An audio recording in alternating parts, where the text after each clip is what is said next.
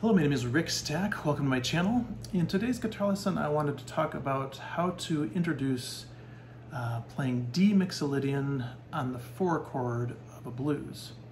Now you could, I'll preface by saying you could play A Mixolydian on the 1 chord, so you can apply this later too, but I just want to jump into like a really specific thing for a couple of reasons. 1, Mixolydian, and 2, new approach to playing of the 4 chord in a blues, or kind of a funky 1 chord to 4 chord situation if you haven't done it before.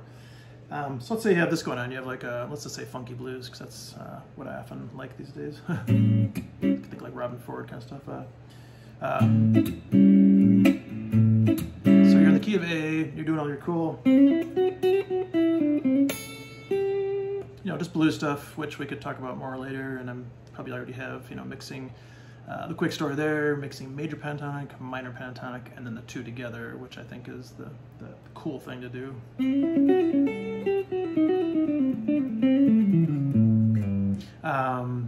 Yeah, I don't want to digress and get off topic, but because you could play just minor pentatonic over blues, over like an A7 chord, I think it's missing one huge element though, is you want the major 3rd in there. So yeah, let's just save that for another time.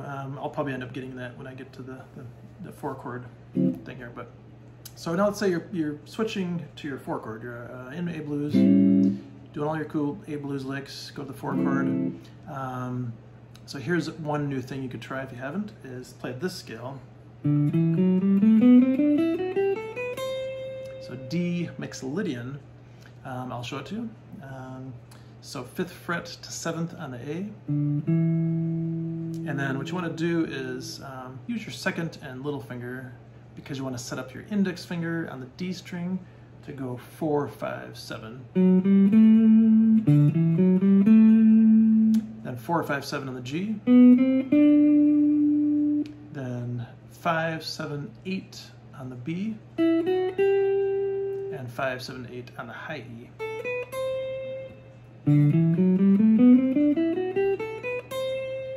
So what is a Mixolydian scale?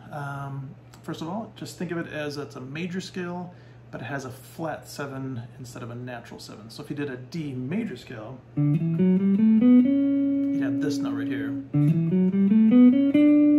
Do, re, mi scale. Mixolydian is, so see that little difference there? Kind of a little darker sound, I think often kind of a funky.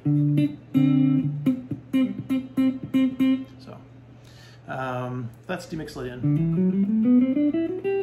going to show you one other pattern here. I think it's kind of cool just because it works really good and very symmetrical and easy right here. Start on the 7th fret on the G, go 7, 9. I'll just play it first. It's so 7 to 9 on the G, 7, 8, 10 on the B, 7, 8, 10 on the high E.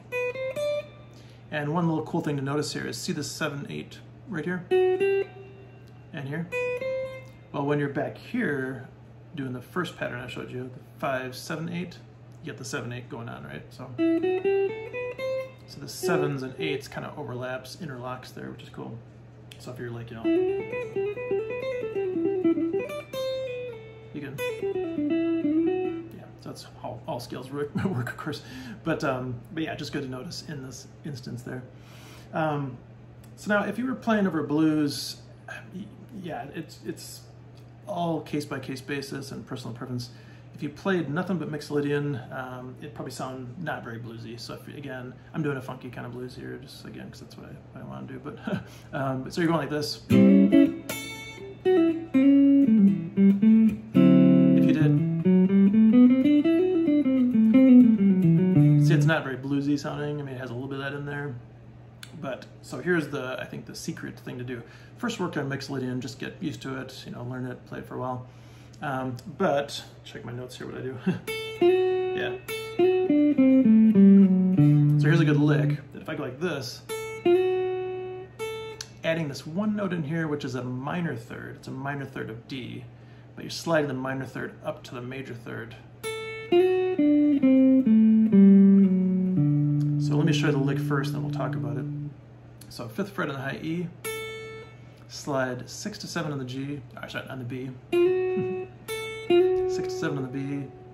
I'm using this weird little technique that I do all the time. Feel free to take or leave it, but crossing over here with my index finger, going 7 to 5 on the G. Then you're just going 7, 5, 4 on the D, sliding 5 to 4, and landing on 5 on the A string, which is a D note. So now, can I imagine again, same scenario if you're doing the one chord, the A.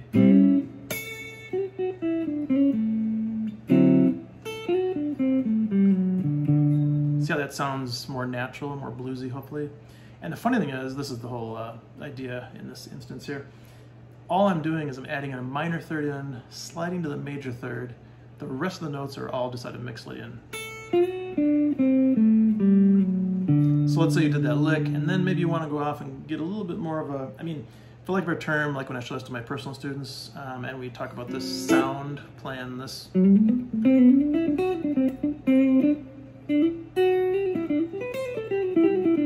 They usually say it sounds kind of more jazzy, which I think kind of makes sense. You know, if you're, especially if you're more of a rock or blues background, it definitely sounds more jazzy.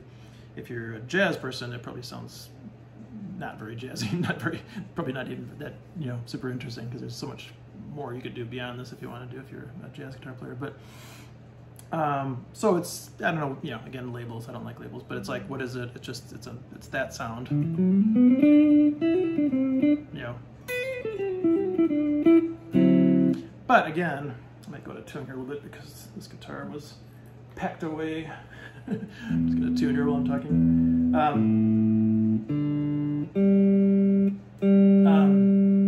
Sorry. Yeah, not too bad. Yeah, so I think if you, the idea is you practice your Mixolydian. Hopefully you just enjoy that sound and want to work on it. But I think what happened to me, and I see it with my students, is they get stuck. It's like you want to make it sound bluesier, make it fit in. See, if you even just do that, again, it's the minor third to major third. So let's do a couple other things. I'll just show you a couple ideas. So if you want something, let's see what I do here. Sorry. So this is a good kind of just classic blues lick. So again, hammer or slide 6 to 7 on the B. Do 5, 7 on the high E.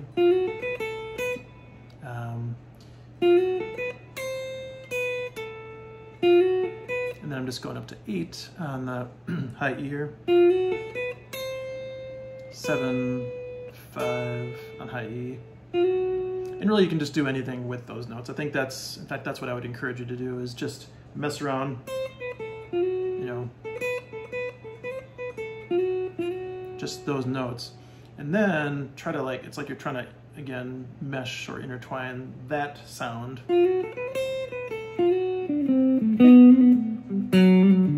with the Mixolydian. Yeah.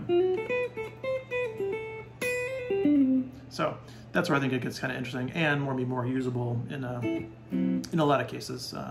It could be a funk where you're playing this. Maybe one chord funk vamp. Now it depends. If you're liking the sound of the Mixolydian a lot, maybe it's more of a jam band situation. And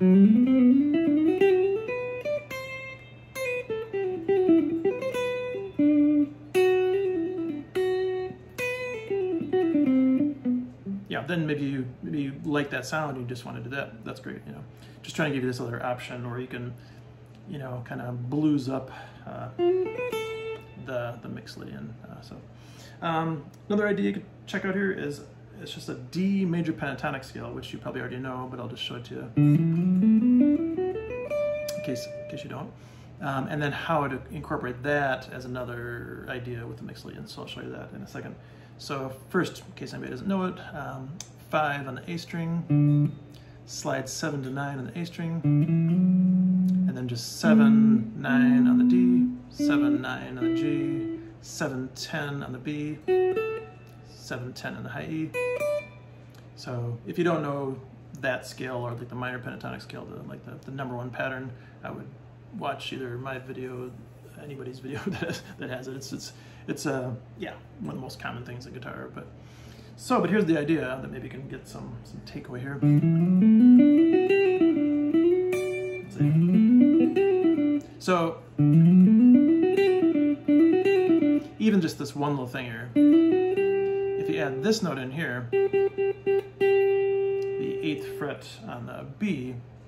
So let's just kind of dissect it. We'll do a little mini version of the pentatonic here. If you start on this D note here, right, that's 1 octave of a major pentatonic scale. But if you add, which is a 4th, kind of gives you that Allman Brothers sound in a way.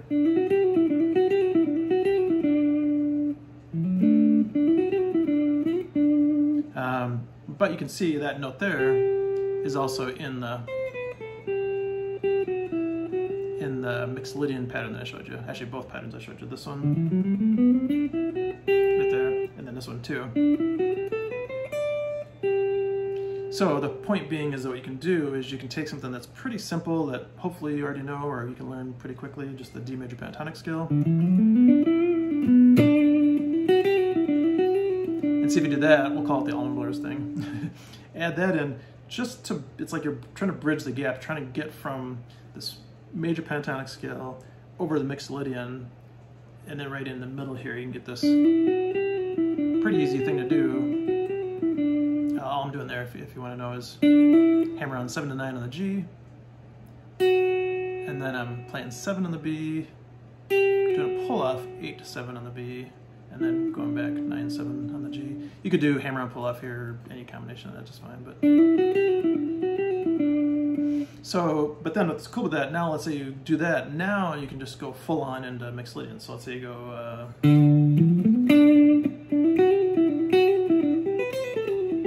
see there, then I squeezed in the Mixolydian right there. So I think that's pretty cool. That's just one of the stumbling blocks I know I had, and I see my students do sometimes, is they might know, how to play a Mixolydian scale, how to play a major pentatonic scale, but like, how do you get the two together? That's maybe.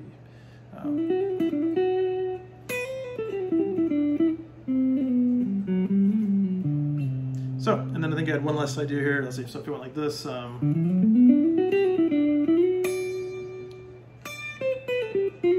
is more of a concept. These licks are probably ones I've already taught in other licks and not super crazy, but it's again trying to like kind of combine things and get more fluent at getting from this concept to the next idea. So let's say you did something like this, the Allman Brothers thing, we'll call it. So there, it's kind of a nice little thing. If you slide 9 to 11 on the G, grab 10 on the high E, now what you just did is those two there, you're basically up in this area, 10th fret D, for your 6th string kind of blues licks. So if you're like up here and you do your good old minor pentatonic scale,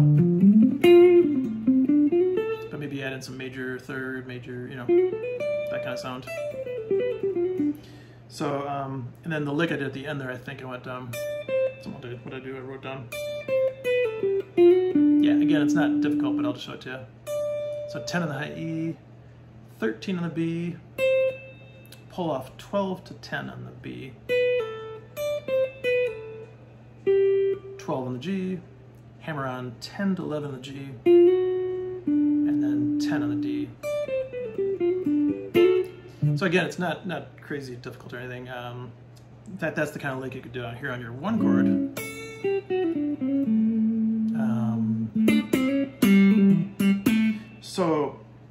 But that last little thing I did post Allman Brothers idea,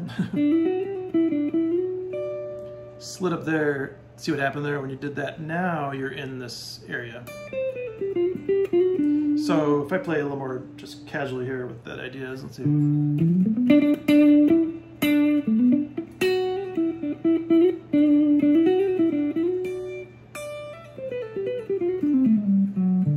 So you get the idea. So you're going from here to here to here, which again is, common stuff for scales, but I don't know, sometimes people don't, they must not come across it somehow because it's a super, super common question for my students is, one is how to maneuver fluently on the neck with scales and all that kind of stuff. Because you first learn, pattern 1 of a G major scale, and then you learn the pattern 2 and pattern 3. It's just, and I could probably do more videos on that too, of just how to get around on the neck. So this is a little bit that, but this is more specific than that. It's a new idea for playing on the 4 chord in a blues, or again, a funky blues. If you're doing like this kind of blues, like and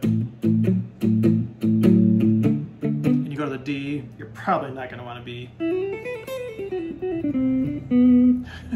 I would applaud you if you did, because I'd probably come out and listen to somebody do that. But yeah, on a shuffle, maybe not that Mixolydian sound would be maybe a little funny.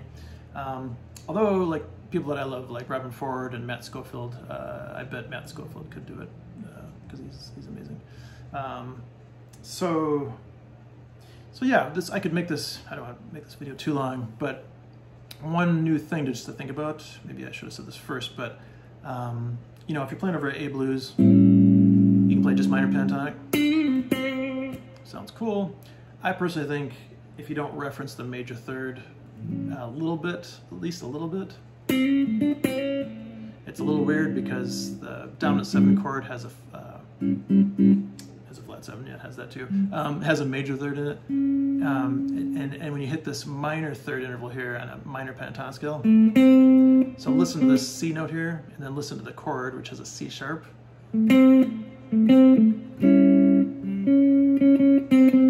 So like your lick has this note and your chord has this note, you're gonna get a C sharp and a C, like that. Which, if you're doing some crazy out there music, then that's awesome, but in blues, probably not. So yeah, again, I'm gonna go off on a tangent here, but if you're not aware of that, how to add the major third on top of, or in addition to the minor pentatonic, I would for sure get on that. But that's over the A chord. By the way, if you're on the 4 chord, you would not want to be doing that. That'll sound pretty bad. You'd be playing this chord and you'd be hitting that note there. But here's the concept, for any of you that have stuck around this long. And I should really just do a video on this, dedicated to this. This is so important.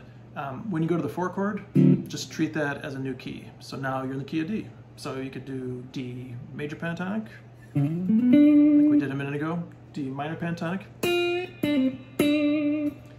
like you've already done before. You played A minor pentatonic on your A7 chord, now play D minor pentatonic on your D chord. Pretty simple.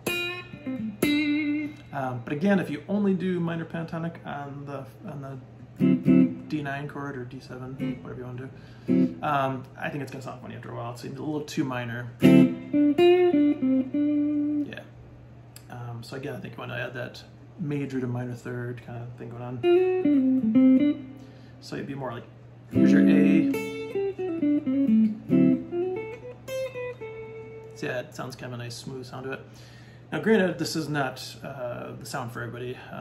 I've met some personal guitar students of my word that were pretty much only into like the more aggressive, blues, rock and blues, I don't know, Stevie Ray Vaughan sometimes, more aggressive,